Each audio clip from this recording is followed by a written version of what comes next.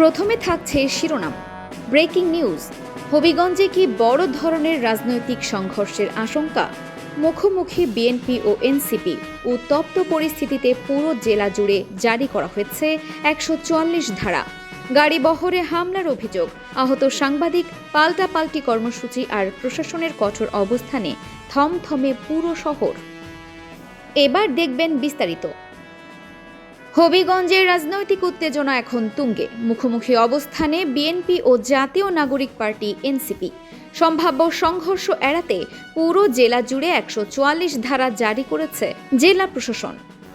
জেলা magistrate doctor GM. সরফরাজের আদেশ অনুযায়ী পরবর্তী নির্দেশ না দেওয়া পর্যন্ত ৫ বা তার বেশি মানুষের জমায়েত, মিছিল, স্লোগান, জনসভা, মাইকিং সহ আইন শৃঙ্খলা পরিস্থিতির অবনতি ঘটাতে পারে এমন সব কার্যক্রম নিষিদ্ধ থাকবে।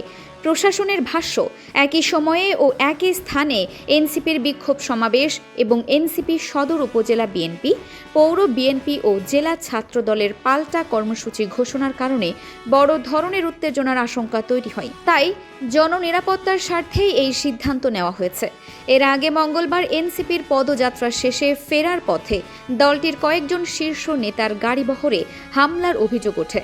এনসিপির দাবি, হামলাটি বিএনপি নেতাকর্মীরা চালিয়েছে। এ ঘটনায় সাংবাদিক সহ দলটির কয়েকজন নেতাকর্মী আহত হন বলে অভিযোগ করা হয়।